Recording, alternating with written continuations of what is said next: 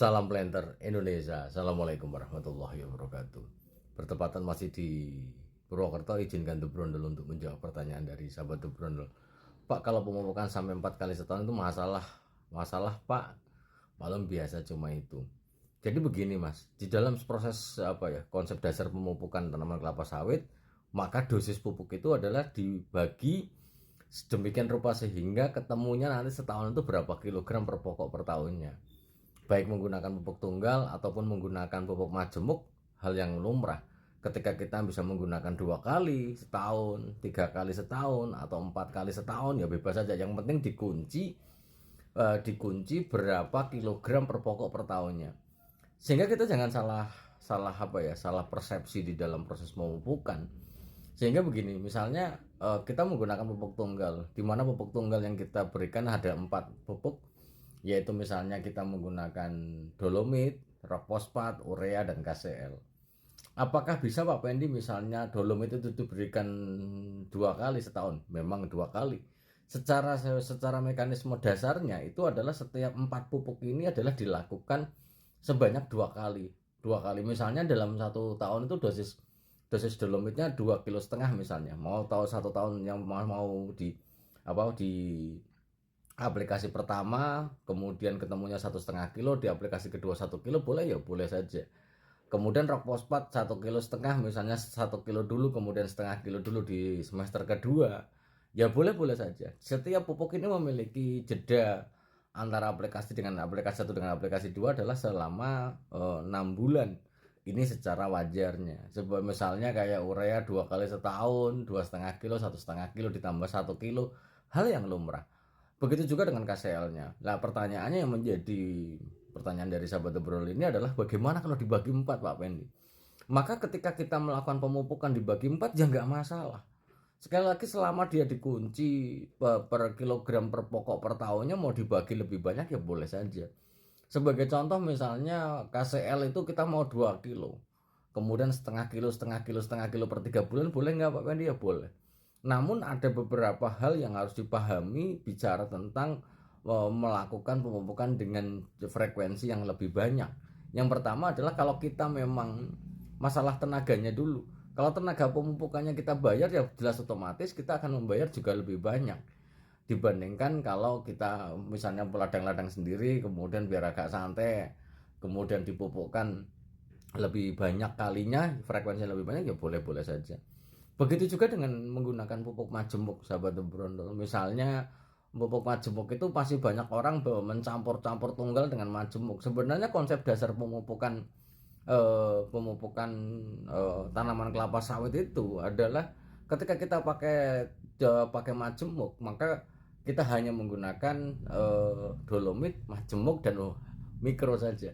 Lah, tergantung pupuknya mau kita gunakan apa. Tanaman yang belum panen, untuk kelapa sawit yang belum panen itu memang direkomendasikan menggunakan 12-12-17-2. Sehingga kalau misalnya yang belum panen mau pakai mutiara, setarakan 12-12-12, hasilnya ya bagus banget. 15-15 juga bagus banget. Akan tetapi harus ada dolomitnya dan mikronya. Karena memang mikronya kalau di 12-12-17-2 itu kan ada TE ya. Kemarin ada orang yang agak kasar mengatakan kepada The Brondol tentang TE. TE apa coba? Harus kita sadari, bukan gimana-gimana, bahwa saya kuliah ilmu tanah cukup lama ya. Jadi yang namanya trace elemen ini adalah unsur hara mikro yang terkandung di dalam pupuk itu sendiri. Misalnya 12-12-17-2 plus TE. TE ini adalah kandungan unsur atau trace elemen atau unsur hara mikro yang terkandung dengan jumlah yang relatif sedikit. Dimana bahwa TE ini adalah kumpulan unsur hara mikro, mau boron, mau Cu, mau Zn, kadang ada Fe-nya ya, tapi jumlahnya biasanya tidak dalam satuan persen yang gede banget, tidak, tapi relatif dalam misalnya ppm-nya berapa saja gitu, relatif lebih kecil. Lah, kembali lagi ke pupuk NPK sahabat The Brondol. Ketika kita misalnya usia 3-4 tahun, misalnya kita akan mentargetkan 4 kg NPK 13-8-27-4 plus 0,5 boron misalnya. Kemudian sahabat The Brondol mau membagi 2 ya monggo saja, dibagi 3 ya monggo saja, dibagi 4 ya monggo saja. Artinya kalau 4 kilo dibagi 2 berarti adalah 2 kg di semester 1 Januari sampai Juni, Juli sampai Desember di semester 2 juga 2 kilo, maka ketemunya 4 kilo. Begitu juga ketika dibagi 3. Kalau dibagi 3 Pak Pendi, lah 4 kilo ini misalnya sahabat obrol bisa membagi 3. Tiganya bagaimana? Mau 1,5 kilo, 1,5 kilo, 1 kilo juga boleh saja. Artinya bahwa per 4 bulan sekali 1,5 kilo. Misalnya hari ini 1,5 kilo, 4 bulan lagi 1,5 kilo, 4 bulan lagi tinggal sekilo. Satu setengah, 3 ditambah 1 sama dengan 4 kilo. Boleh saja, nggak ada masalah. Kemudian kalau mau dibagi 4 Pak Pendi per 1 kilo, 1 kilo per 3 bulan, ya boleh saja, nggak ada masalah. 1 kilo, 1 kilo, 1 kilo, 1 kilo, boleh-boleh saja. Akan tetapi bahwa boleh atau tidaknya ini adalah frekuensinya adalah boleh saja. Tinggal kita mengatur bagaimana pupuk NPK ini karena memang harus ada tambahan dolomitnya, maka sahabat obrol tidak bisa mencampurnya dengan dolomit. Misalnya dolomitnya mau 2 kilo dua kali setahun sementara NPK-nya 4 kilo, apakah setiap pemupukan NPK itu harus didolor dengan dolomit? Jawabannya tidak, Mas. Jadi misalnya Januari kita masukkan dolomit, kemudian nanti Juni masukkan dolomit, nah nanti per 3 bulan 2, berarti bulan 2, bulan 5, bulan 8, nah, boleh kita pakai NPK.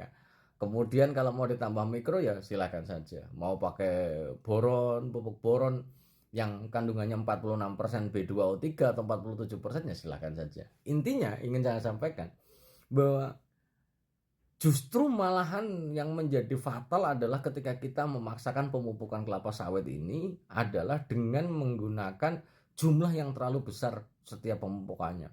Sebagai contoh, misalnya kita mau melakukan 8 kilo pemupukan dibagi 2, 4 kilo, 4 kilo. Yang menjadi pertanyaan adalah bagaimana kondisi tanah kita dalam menyimpan unsur hara itu sendiri.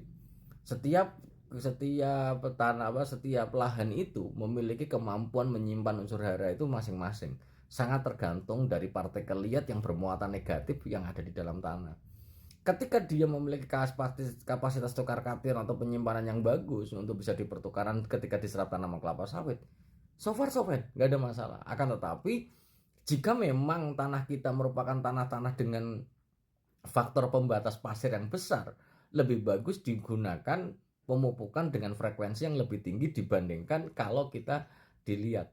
Misalnya di pasiran Pak Wendy, pemupukannya bagusnya bagaimana? Frekuensinya lebih tinggi, jumlahnya berkurang nggak apa-apa. 6 kilo, 6 kali setahun boleh Pak Pendi? Saya bilang boleh. Sekilo per 6 bulan boleh. Yang penting per 2 bulan sekilo berarti ketemunya 6 kilo. Boleh saja. Akan tetapi kalau misalnya kebalikannya 3 kilo sekali tebar, kemampuan tanah kita untuk menyimpan unsur hara itu sangat terbatas ketika dia partikel pasirnya tinggi.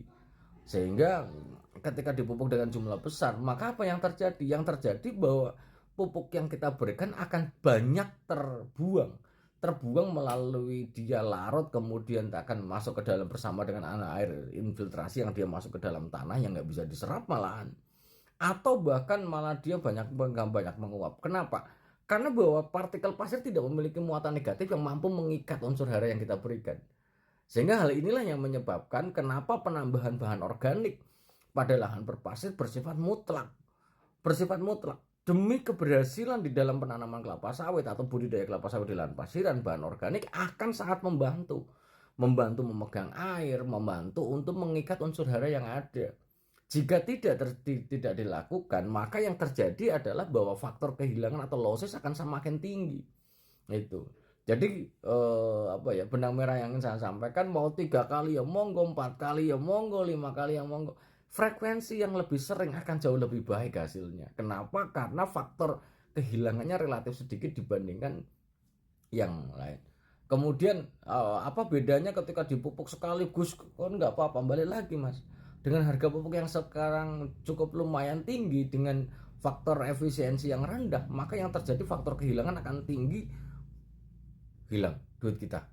Lebih bagus ini. Maka yang menjadi problematika kita adalah bagaimana membandingkan jumlah biaya tenaga kerja dengan pupuk yang hilang ini. Nah, ini yang mungkin dapat saya sampaikan pada kesempatan yang berbahagia ini. Semoga bermanfaat bagi sahabat Bruno dan semoga Allah memberikan kesehatan, kebahagiaan dan syarat. Salam Planter Indonesia. Assalamualaikum.